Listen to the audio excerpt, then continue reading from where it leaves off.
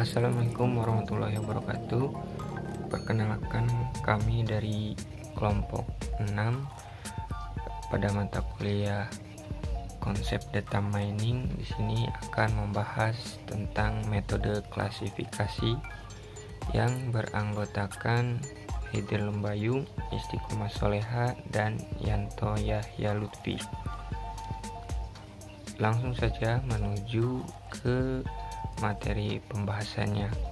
Yang pertama itu di dalam data mining.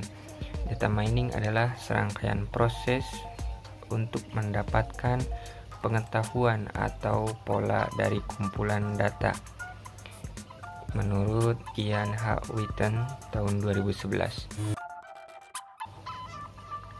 Data mining akan memecahkan masalah dengan menganalisis data yang telah ada di dalam basis data.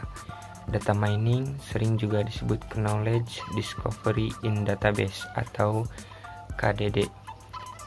Adalah kegiatan yang meliputi pengumpulan, pemakaian data historis untuk menemukan pola keteraturan, pola hubungan dalam set data berukuran besar. Hasil keluaran dari data mining ini dapat dijadikan untuk memperbaiki pengambilan keputusan di masa depan. Pekerjaan atau teks yang berkaitan dengan data mining dapat dibagi menjadi 4 kelompok. Yang pertama, model prediksi atau prediction modeling. Yang kedua, analisis cluster. Yang ketiga, analisis asosiasi dan deteksi anomali. Lalu pada kesempatan kali ini kelompok kami akan membahas tentang metode klasifikasi. Untuk materi selanjutnya itu akan dibawakan oleh Saudara Yanto Yahya Lutfi. Kepadanya dipersilakan. Terima kasih kepada Saudara Haidir Lembayung yang telah menjelaskan tentang pengertiannya ya. Dan saya Yanto Yahya Lutfi akan melanjutkannya penjelasannya. Dan di sini model prediksi berkaitan dengan pembuatan sebuah model dapat melakukan pemetaan dari setiap himpunan variabel ke setiap targetnya. Kemudian model tersebut digunakan untuk memberikan nilai target pada himpunan baru yang didapat. Ada 2 jenis model ya yang digunakan, yaitu dalam klasifikasi dan regresi, yaitu metode klasifikasi data mining. Yang kedua, Canarese-Neighbor. Dan apa sih yang dimaksud dengan metode klasifikasi data mining? Nah, klasifikasi data mining ini adalah proses penemuan model atau fungsi yang menggambarkan dan membedakan kelas data atau konsep yang bertujuan agar bisa digunakan untuk memprediksi kelas dari objek yang label kelasnya tidak diketahui ya. Jadi klasifikasi data terdiri dari 2 langkah proses ya. Jadi ada 2 langkah proses dalam klasifikasi data mining. Yang pertama adalah learning atau fase training, yaitu di mana algoritma klasifikasi dibuat untuk menganalisis data training lalu direpresentasikan dalam bentuk rule klasifikasi. Dan yang kedua yaitu proses ya, dan ada yang dimaksud dengan proses yaitu klasifikasi di mana data tes digunakan untuk memperkirakan akurasi dari rule klasifikasi ya.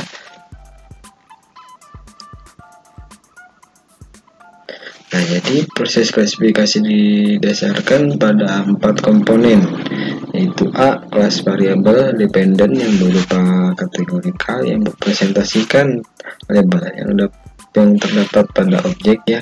Contohnya risiko penyakit jantung, risiko kredit, customer loyalty. Dan yang B itu prediktor, yaitu variabel independen yang dipresentasikan oleh karakteristik atribut.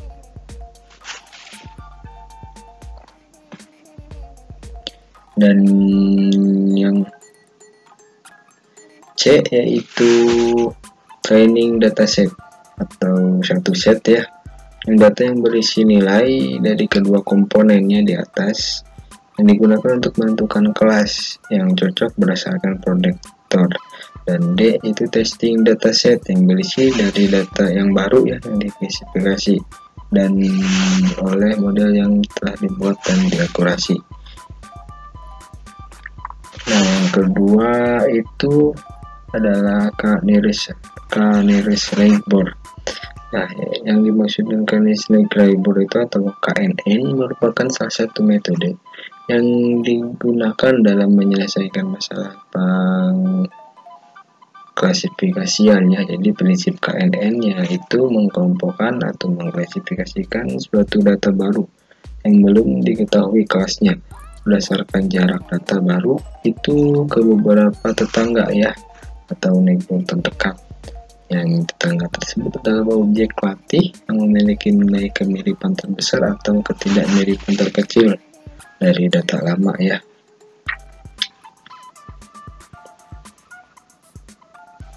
Nah, jadi jumlah data terdekat dinyatakan dengan K. Nilai K yang terbaik tergantung pada data ya. Jadi pendekatan sederhana untuk menentukan nilai K yaitu K N ya, dimana N adalah jumlah dari sampel data yang ada. Misalkan terdapat 30 sampel data. Untuk menentukan nilai K yang digunakan untuk rumus ya. Jadi nilai K umumnya ditentukan dalam jumlah ganjil ya. Misalkan 3, 7, 5, terus 9 ya, yang nilainya ganjil ya. Jadi untuk menghindari munculnya jumlah jarak yang sama dalam proses pengklasifikasian, apabila terjadi 2 atau lebih jumlah kelas yang muncul sama ya maksudnya, maka nilai K menjadi K1 ya. Jadi tetangganya kurang ya. Jika masih ada yang sama lagi, maka nilai K menjadi K-2 ya. Jadi begitu seterusnya ya, sampai tidak ditemukan lagi kelas yang sama banyaknya ya. Nah, mungkin itu sedikit yang bisa saya jelaskan ya. Kurang lebihnya mohon maaf. Lanjut untuk programnya akan dijelaskan oleh saudari Istiqomah ya. Silahkan. Terima kasih kepada Yanto Yahya Lutfi yang telah menyampaikan materinya. Selanjutnya, sebelum menuju ke pembahasan di sini, sebelum menuju ke prakteknya, kita di sini mempunyai beberapa data, yaitu contoh yang pertama itu ada temperatur, kecepatan, kelembaban, dan di sini juga ada beberapa nilai-nilai untuk dijadikan referensinya, juga untuk hasil pengerjaannya, yaitu nanti akan ada keterangan yang menunjukkan identifikasi untuk sebuah klasifikasinya tersebut. Dan pada materi selanjutnya itu akan menuju ke prakteknya, akan dibawakan oleh saudari Istiqomah Soleha. Kepadanya dipersilahkan. Di sini sudah pasti kita akan memakai Grid Excel karena data yang kita buatnya di Excel. Kita drag and drop, kemudian bisa langsung import datanya.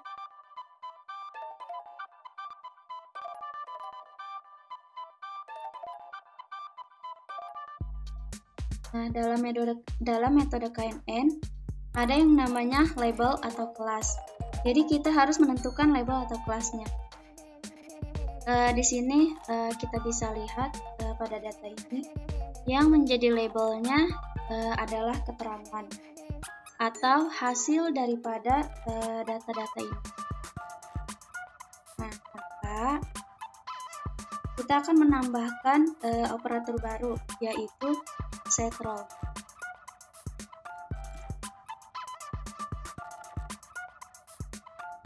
Drag and drop, kemudian kita hubungkan. Setrol ini berguna untuk menentukan mana label atau kelasnya. Tinggal kita atur atributnya di sini. Bisa kita pilih atributnya keterangan dan target role-nya yaitu label. Kemudian apply. Nah, sudah selesai di bagian setrol. Selanjutnya langsung saja kita masukkan algoritma KNN. Kita hubungkan. Nah, setelah itu,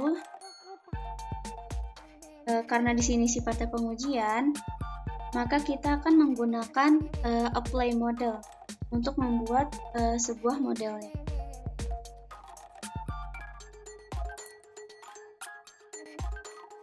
Drag and drop. Nah, kemudian yang terakhir yaitu performance. Di sini kita pilih yang klasik, karena KNN merupakan bagian daripada si klasifikasi. Kemudian kita hubungkan. Nah, di sini bisa kita lihat masih ada tanda seru di apply model dan performance. Artinya masih ada data yang tidak lengkap dan tidak siap untuk diuji. Karena kalau yang namanya pengujian itu ada 2 data. Nah, di sini cuma baru ada 1 data yang kita. Maka kita harus memasukkan data yang baru, data yang sebagai pengujiannya, menggunakan data yang sama. Di sini kita memakai read Excel lagi. Drag and drop, kemudian setrol,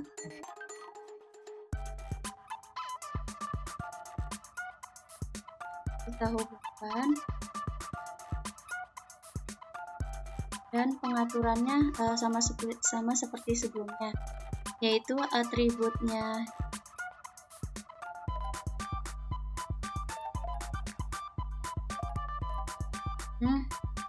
datanya dulu kita input.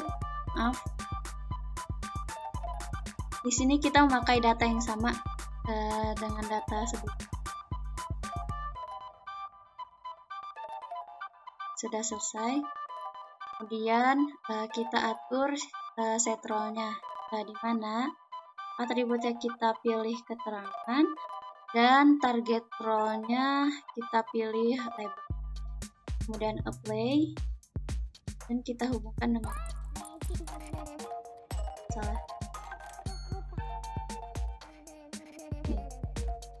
Kita hubungkan ke sini.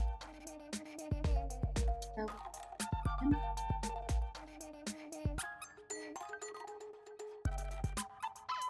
Dan di sini K-nya kita coba 5 dulu.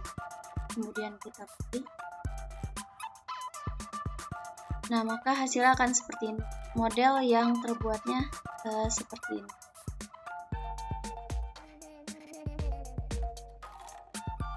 Nah, di sini dari keterangan yaitu data yang sebelumnya kita buat sendiri dari 1 sampai 7 ini kita buat sendiri yang bagian ini.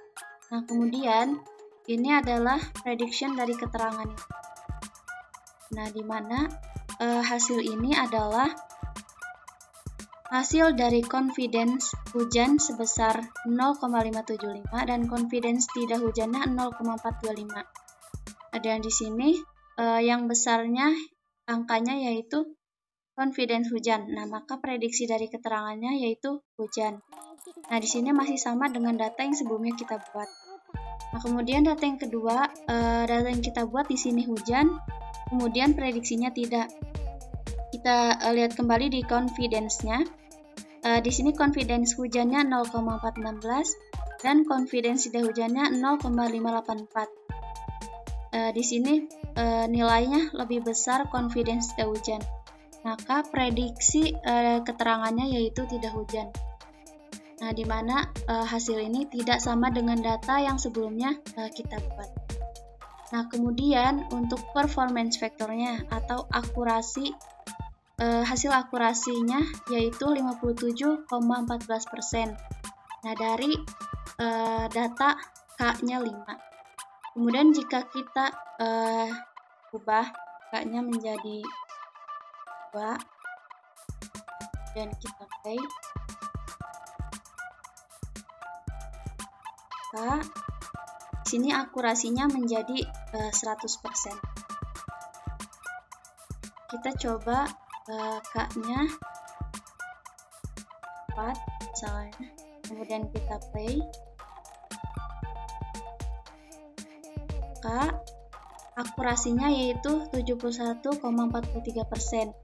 Akurasi ini lebih besar daripada akurasi yang sebelumnya yang nilai K-nya 5.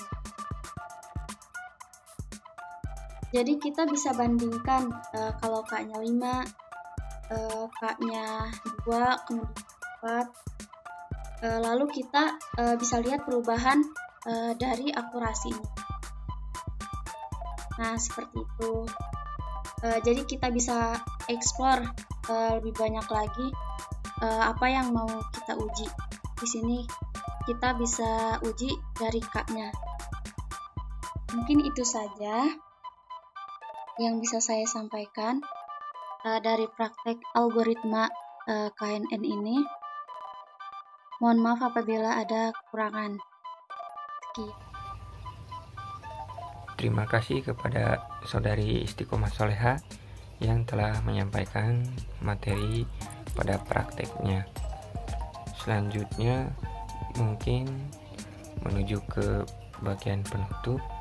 Sekian presentasi dari kelompok kami. Kurang lebihnya mohon maaf. Terima kasih. Wassalamualaikum warahmatullahi wabarakatuh.